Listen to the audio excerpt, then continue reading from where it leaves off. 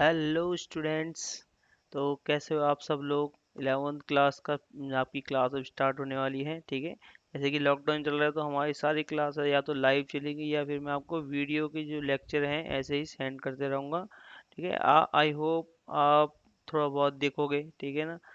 हाँ, क्योंकि आप बहुत टाइम के बाद आप शायद पढ़ाई करना स्टार्ट कर रहे हो।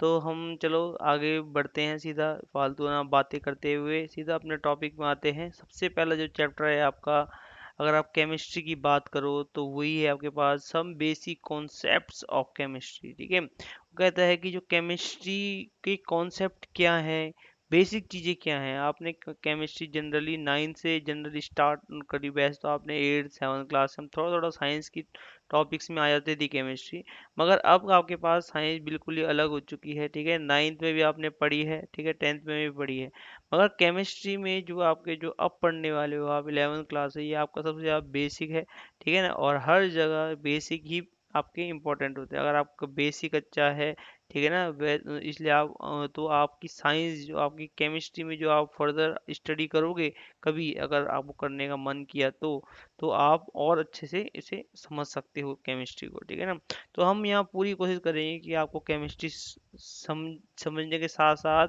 आप पढ़ने के साथ साथ केमिस्ट्री को समझो, जानो केमिस्ट्री होती क्या है। ठीक है, और केमिस्ट्री हम पढ़ क्यों रहे हैं, सबसे पहली बात हम ये अगर करते हैं तो केमिस्ट्री हम पढ़ क्यों रहे हैं। ठीक है, क्यों केमिस्ट्री, फिजिक्स, बायोलॉजी, मैथ्स ये सब हम पढ़ते हैं।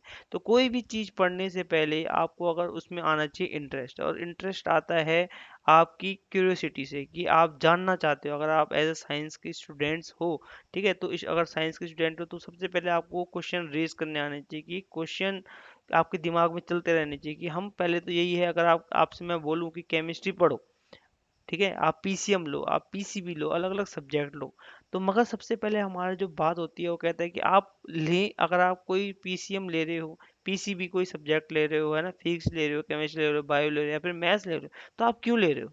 ठीक है, आपका एम क्या है, एम जरूरी होना चाहिए और आपके अंदर क्यूरियोसिटी होनी चाहिए उसको जानने की। अगर आप पढ़ना चाहते हो, किसी चीज़ को समझना चाहते हो, ठीक है ना, पढ़ना और समझना दोनों में बहुत ज़्यादा डिफरेंस होता है। पर हम किसी भी चीज़ को लेते हैं मगर समझ नहीं पाते हम हर चीज़ को। ठीक है ना, तो अगर आपको अंडरस्टैंड करनी है, केमिस्ट्री को समझना है आपको, तो आपको हर दिन थोड़ा थोड़ा पढ़ना जरूरी है। ठीक है ना, रेगुलरिटी लानी जरूरी है, और केमिस्ट्री को हम आपको पढ़ाने के साथ साथ आपको समझाएंगे भी। ठीक है ना, केमिस्ट्री आज तक आपने सिर्फ रटी है। ठीक है, आप सोचते हो केमिस्ट्री रटने के लिए होता है, फॉर्मूले रट लिए। हाँ, मैं मना नहीं कर रहा हूँ, मैं बिल्कुल ही मना नहीं कर रहा हूँ कि रटना नहीं पड़ता। रटना हर चीज़ पड़ती है, जब हम पढ़ाई करते हैं तो हर बहुत सारी चीज़ आपको रटनी पड़ती है।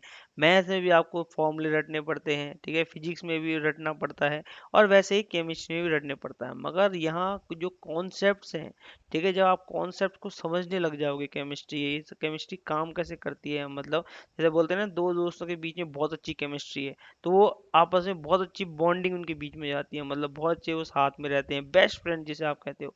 वैसे ही आपके पास क्या केमिस्ट्री है, अगर केमिस्ट्री को आप समझने लग जाओ, ठीक है, केमिस्ट्री की मिस्ट्री को आप समझ लो, केमिकल की मिस्ट्री को आप समझने लग जाओ कि कैसे काम करते हैं, कैसे बिहेव करते हैं, है ना, तो वैसे ही तभी आप क्या समझ सकते हो इस चैप्टर, इस जो हमारा सब्जेक्ट है केमिस्ट्री, इसको अच्छे से समझ सकते हो।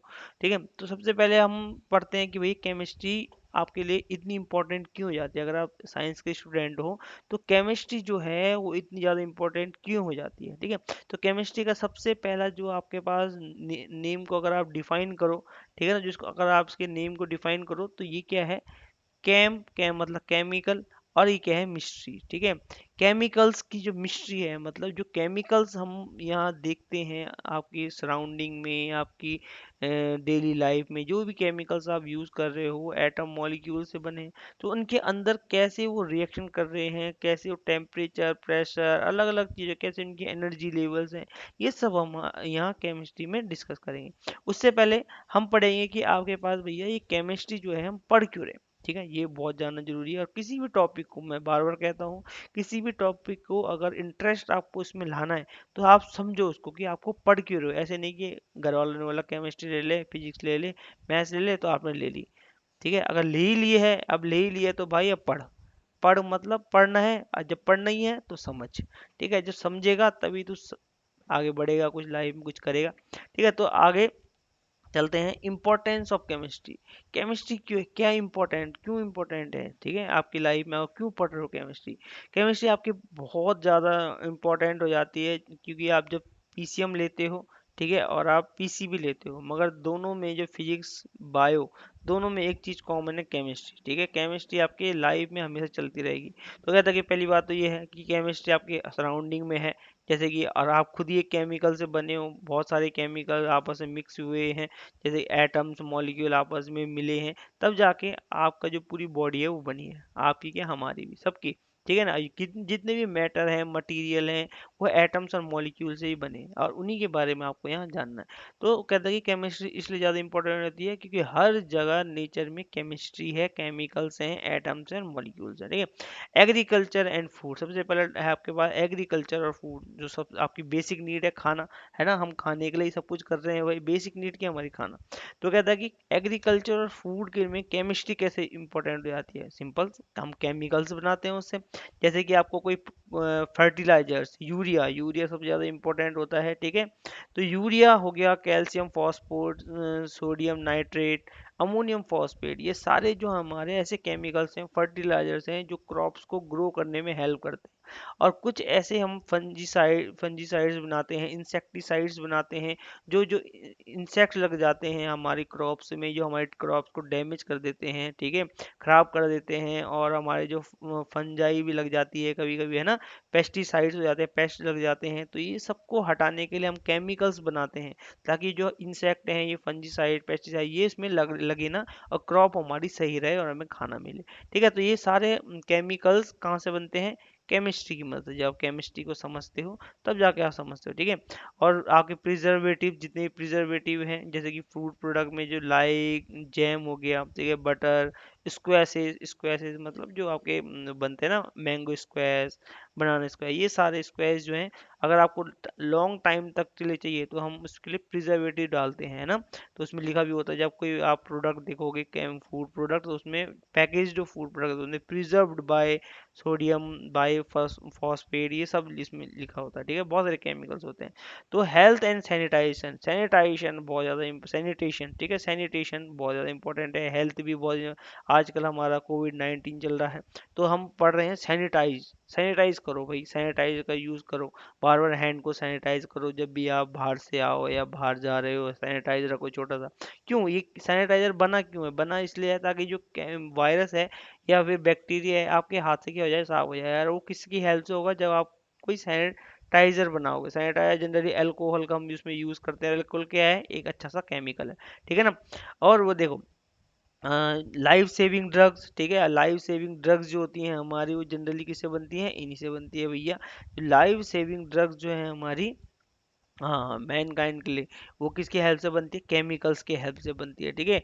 टुडे जैसे आपके बोलते हैं डिसेंट्री, निमोनिया क्यूरेबल, पहले हमारी जो ऐसी बीमारियां थी, कौन कौन सी डिजीज है, डिसेंट्री हो गई, ठीक है, निमोनिया हो गया, ये नॉन क्यूरेबल थी। मगर हमने केमिकल्स के बारे में जब जाना, एटम्स मॉलिक्यूल की रिएक्शन के बारे में जाना, और एक नया प्रोडक्ट कैसे बनाया जाता है वो जाना, ठीक है, तो हम क्या बना पाए, ऐसे मेडिसिन बना पाए जो हेल्प करती है निमोनिया और डिसेंट्री और बहुत सारी फर्दर मैनी डिजीज के लिए, डिजीज के क्यूर कर सकती हैं, ठीक है। तो किसकी हेल्प से, केमिस्ट्री की हेल्प से, ठीक है। तो आपकी लाइफ बचा सकती है केमिस्ट्री, आपको अच्छे से लाइफ चलाने में हेल्प करती है केमिस्ट्री, हर चीज़ आपको केमिस्ट्री से ही मिलती है भाई, ठीक है। जैसे आपके पास drugs, penicillin, life saving drugs, ठीक है। तो आपके पास ये एड्स विक्टिम्स के लिए भी दवाई बनाई जाती है, कैंसर थेरेपी में ये cisplatin and taxol are found in very effective for cancer therapy. तो आपसे कोई पूछेगा कि भैया कैंसर थेरेपी में कौन सी ड्रग्स वगैरह यूज होती हैं, तो आप बोलोगे सिस्प्लेटिन एंड टैक्सोल। तो आप एक नंबर का क्वेश्चन ये बन गया है,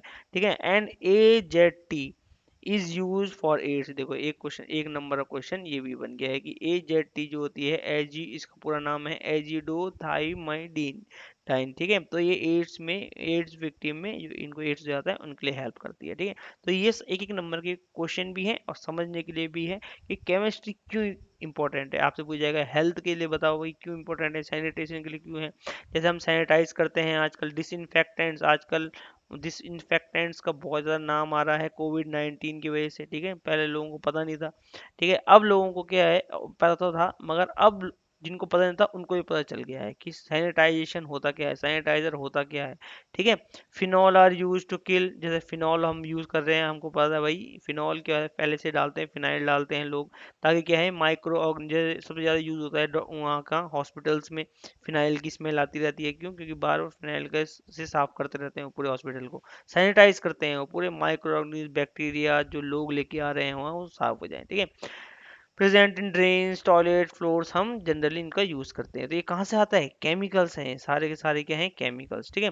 सेविंग द इन्वायरमेंट, इन्वायरमेंट को कैसे सेव करता है हमारा केमिस्ट्री? आपको पता है कि पॉल्यूशन, जैसे कि हम बहुत ज़्यादा फ्यूल बर्न करते हैं, उससे बहुत सारी हार्मफुल गैसेस निकलती हैं, जैसे कि आपके पास SO2 हो गई, जो acid rain generally main cause acid rain का क्या है? SO2 सल्फर डाइऑक्साइड, जिससे H2SO4 बनता है, और वो एसिड रेन बना कॉज करता है। ठीक है। तो आपके पास क्या है?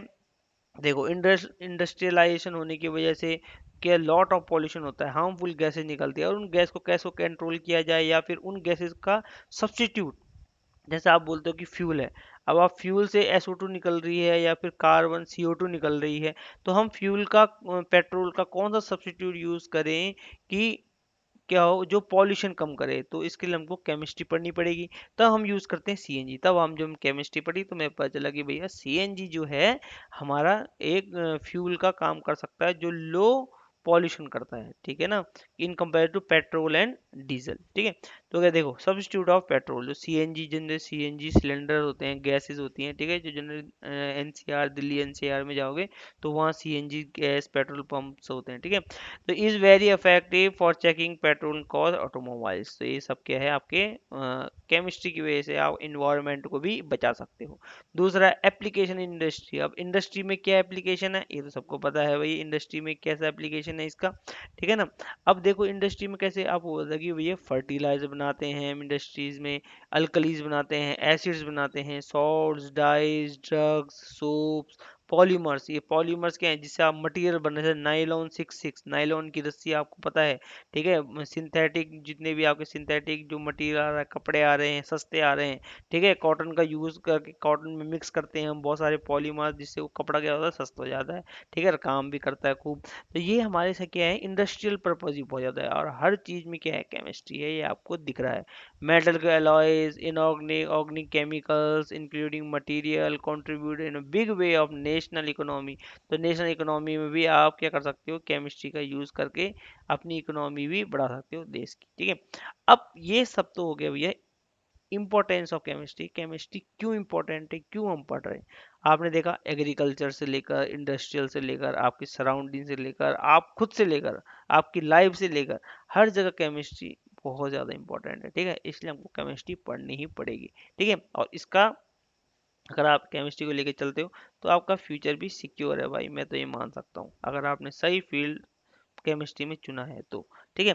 दूसरा, आपके पास अब हम पढ़ते हैं केमिस्ट्री में, जो हम पढ़ते हैं सबसे बेसिक चीज होती है हमारे मैटर, एटम्स, मॉलिक्यूल। ठीक है।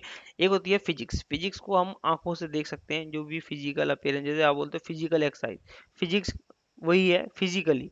मतलब फिजिकली वो चीज़ होती है जो आप देख सकते हो, जो बल्क में होती है, और उसको आप देख सकते हो, फील कर सकते हो। मगर जो केमिस्ट्री में है, हम केमिस्ट्री में केमिकल्स की बात करते हैं, एटम्स, मॉलिक्यूल की बात करते हैं, जो आप जनरल अपनी नेक्ड आई से नहीं देख सकते, आसानी से आप देख नहीं सकते। और वैसे भी लोगों ने इलेक्ट्रॉन, इलेक्ट्रॉन को आज तक किसी ने नहीं देखा।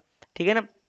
बस प्रोबेबिलिटी मानी है कि इलेक्ट्रॉन यहाँ मिल सकता है, वहाँ हो सकता है। ये सारी थ्योरीज हैं, जो प्रैक्टिकली, जब थ्योरी जो होती है प्रैक्टिकली प्रैक्टिकल किया जाता है, और थ्योरी को, थ्योरी के साथ, जैसे हमने कोई थ्योरी दी, ठीक है, किसी साइंटिस्ट ने कोई थ्योरी दी और उसने उसके साथ कोई प्रैक्टिकल किया, और वो प्रैक्टिकल अगर प्रूफ हो जाता है, तब वो थ्योरी भी क्या होती है? उसकी प्रूफ होती है। ठीक है।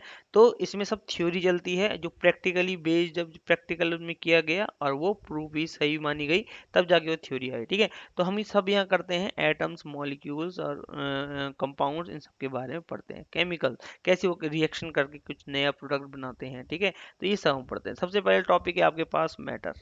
मैटर क्या होता है? मैटर वही सिंपल बचपन से पढ़ रहे हो।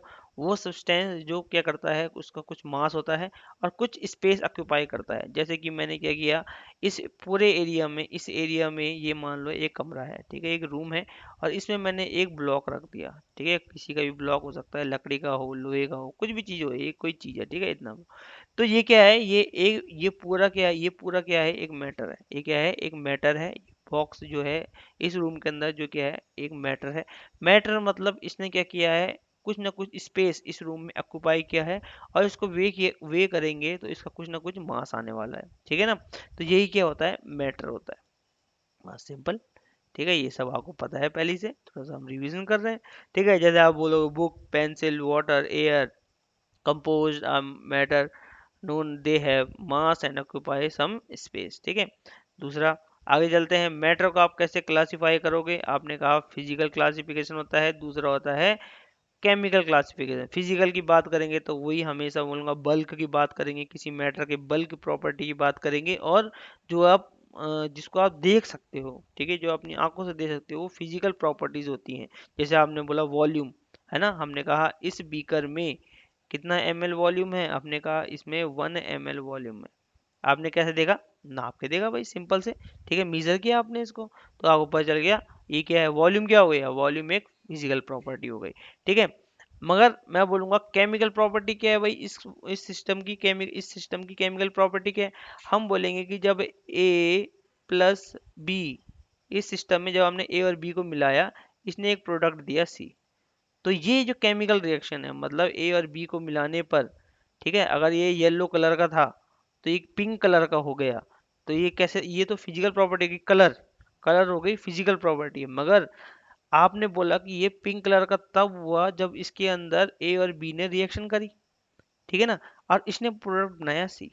ये केमिकल प्रॉपर्टी है, समझ गए। ये केमिकल प्रॉपर्टी है जब हम रिएक्शन की बात करेंगे, मतलब ए और बी के एटम्स ने आपस में रिएक्शन करी, मॉलिक्यूल्स ने आपस में रिएक्शन करी, और इसने एक प्रोडक्ट दिया आपको सी, ठीक है ना। तो ये तो आपकी केमिकल प्रॉपर्टी हो गई जो आप देख नहीं सकते, ठीक है।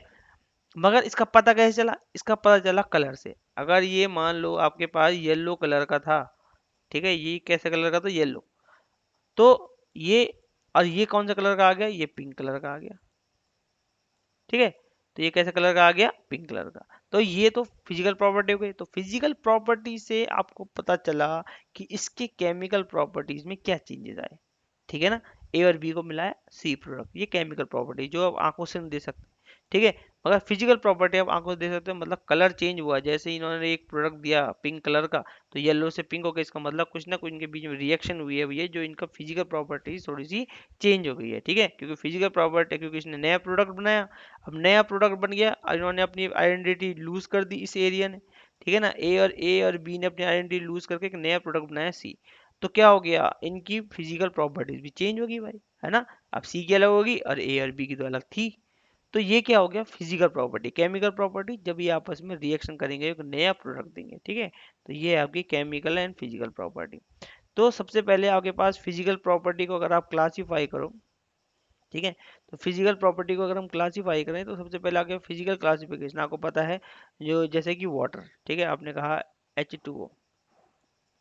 H2O क्या है, आपके पास एक मैटर है जो, जिसकी फिजिकल प्रॉपर्टी मतलब इसकी तीन फिजिकल स्टेट होती है, जैसे कि सॉलिड, लिक्विड और गैस। अब फिजिकल स्टेट कैसे बोला, क्योंकि हम इसको देख सकते हैं। वाटर को आप फ्रीज में रखोगे, फ्रीजर में रखोगे तो आइस में कन्वर्ट हो जाएगा।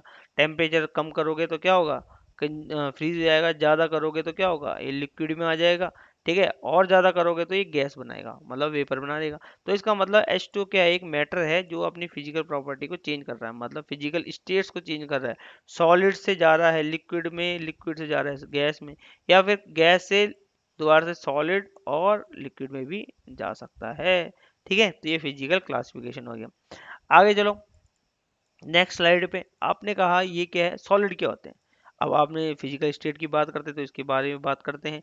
आपने कहा सॉलिड क्या होते हैं, सॉलिड होते हैं भैया, आप बचपन से पढ़ रहे हो प्रॉपर्टीज, ठीक है, आपने रट ली कि भैया आपके पास जो सॉलिड्स होते हैं उनके पास एक क्या बोलते हैं, ईच अदर, एक दूसरे के साथ एक ऑर्डरली फैशन में होते हैं, मतलब एक फिक्स एरिया। जैसे ये क्या है, एक एक पॉइंट यहाँ, फिर यहाँ, फिर यहाँ, फिर यहाँ, फिर एक यहाँ, एक अरेंजमेंट होगा, मतलब फिक्स अरेंजमेंट हो सकता है ऑर्डर में, ठीक है ना। तो ये क्या है आपके पास अरेंजमेंट, तो ये क्या हो गए आपके पास, ये सॉलिड हो गए।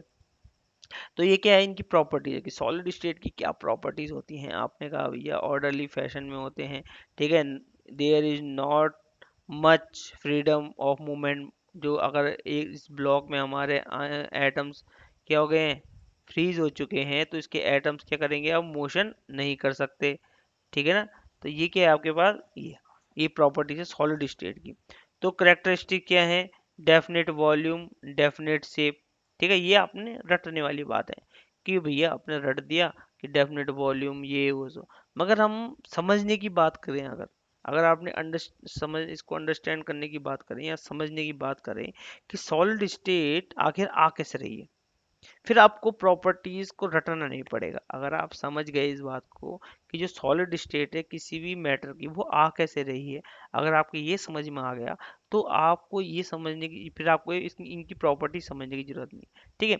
अब इसको मैं आपको समझाता हूँ, ठीक है, आराम से समझना। आपने कहा कि आपके पास सॉलिड है कोई कंपाउंड, इसके अंदर कोई सॉलिड कंपाउंड है, और इसमें क्या है, एटम्स है, ये एटम्स क्या है, ठीक है, एटम्स इसमें अरेंज हो रहे हैं। अब एटम्स अरेंज हैं, तो क्या होगा, ये मोशन क्यों नहीं कर पा रहे, ठीक है, वो कह रहा है कि not much freedom of movement. क्यों नहीं है ऐसा, क्योंकि वो कॉम्पैक्ट है इसलिए नहीं, क्योंकि इनका जो टेम्परेचर है वो लो है, ठीक है। और टेम्परेचर क्या होता है, टेम्परेचर क्या होता है, डिग्री ऑफ हीटनेस और कोल्डनेस, मतलब कितनी हीट है किसी सब्सटेंस के अंदर, और हीट का मतलब एनर्जी, ठीक है, हीट का मतलब क्या है, एनर्जी।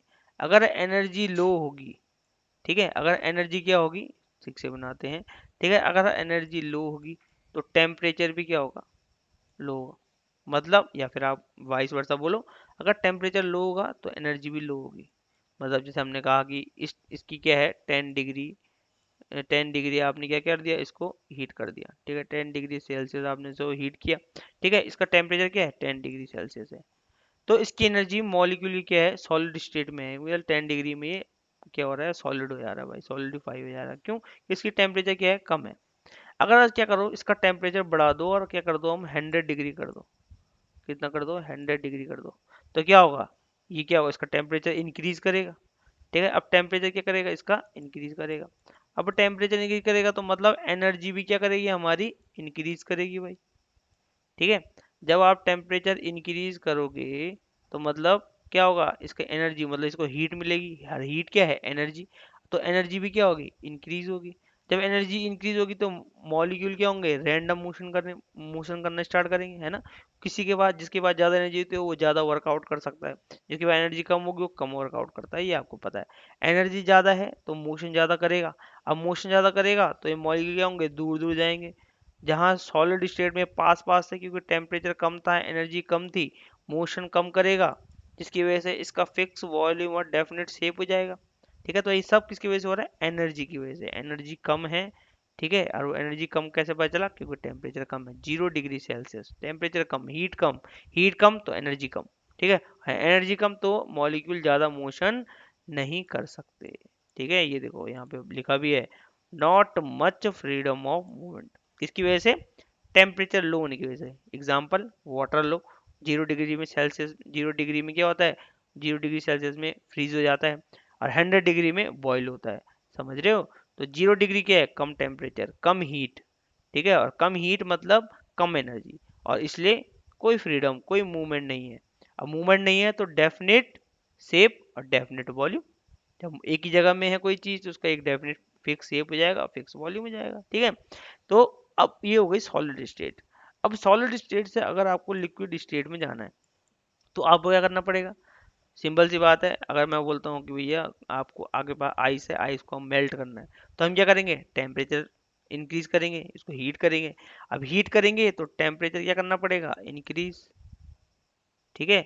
अब टेम्परेचर हीट देगी तो मतलब टेम्परेचर इंक्रीज, ठीक है, टेम्परेचर इंक्रीज मतलब हीट इंक्रीज, और हीट इंक्रीज मतलब एनर्जी इंक्रीज, और एनर्जी इंक्रीज तो मतलब मोशन जो होगा मॉलिक्यूल्स का वो इंक्रीज हो जाएगा। तो एक एटम तो ये हो गया, और दूसरा एटम हमारा क्या होगा, दूर दूर हो जाएगा। अब ये ऐसे ऐसे मोशन करेंगे, रैंडम मोशन, जिसकी वजह से क्या होगा, ये एक दूसरे को मॉलिक्यूल टकराएंगे, जिसकी वजह से इनकी बीच की जो डिस्टेंस है वो क्या हो जाएगी, इंक्रीज कर जाएगी। ठीक है, इनकी बीच की जो डिस्टेंस है वो भी इंक्रीज करेगी। अब जब इंक्रीज करेगी तो क्या होने वाला है, जब इनकी बीच की जो डिस्टेंस इंक्रीज करेगी तो क्या होगा, अरे दूर दूर जाएंगे भाई, इनका फिक्स वॉल्यूम नहीं होगा, डेफिनेट शेप नहीं होगा, है ना। हाँ, तो इन लिक्विड अब देखो, particles are close to each other but can move around. ठीक है, इसलिए वो मूव कर सकते हैं, क्यों, क्योंकि हमने हीट बढ़ाया है, टेम्परेचर बढ़ाया है, हीट मतलब एनर्जी बढ़ाई है उनकी, तो इसकी वजह से वो थोड़ा बहुत अब मोशन कर सकते हैं। ठीक है, particles are close to but can move around, जबकि सॉलिड में क्या होता, मूव नहीं कर पा रहा था क्योंकि एनर्जी कम थी भाई। ठीक है, करेक्टरिस्टिक्स ऑफ लिक्विड्स, अब इसकी क्या है, definite volume but not definite shape. ये आपको पता है, वॉल्यूम तो सेम होगा भाई, 1 लीटर है तो 1 लीटर ही होगा, मगर उस 1 लीटर का एक डेफिनेट शेप नहीं होने वाला जैसे कि सॉलिड में होता है, क्योंकि वो थोड़ा बहुत मूव कर सकते हैं। और मूव क्यों कर सकते हैं, क्योंकि उनके पास सॉलिड स्टेट से ज़्यादा एनर्जी है। ठीक है, अब लिक्विड से अगर आपको कहाँ जाना है, अगर लिक्विड से आपको कहाँ जाना है, गैस में जाना है, गैस स्टेट में जाना है। ठीक है, अगर आपको लिक्विड से गैस स्टेट में जाना है तो हम क्या करेंगे, और ज़्यादा टेम्परेचर देंगे। गैसेस में क्या होता है, मॉलिक्यूल एक यहाँ है और एक यहाँ है, इतने दूर दूर होता है भाई। ठीक है, तो कहता है कि gas particle far apart as compare to those, क्यों, क्योंकि इनके बीच में अब और ज़्यादा मोशन होने वाला है। ठीक है, मोशन जो होगा, रैंडम मोशन और ज़्यादा होगा। ठीक है, जिसकी वजह से और दूर दूर ये इनकी बीच की डिस्टेंस बढ़ने वाली है।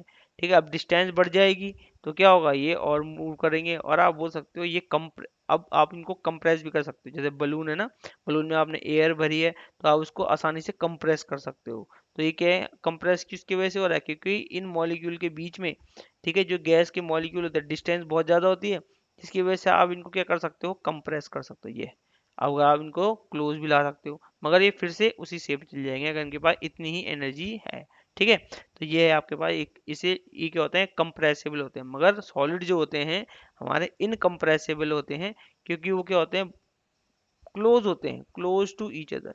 ठीक है, वो एक दूसरे के बहुत ज्यादा क्या होते हैं, क्लोज होते हैं।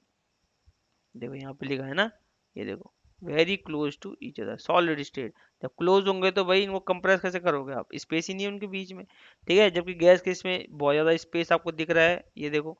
ठीक है, दो मॉलिक्यूल में क्यों अब स्पेस कहाँ से आया, क्योंकि आपने टेम्परेचर और ज़्यादा बढ़ा दिया भाई, टेम्परेचर इंक्रीज किया आपने।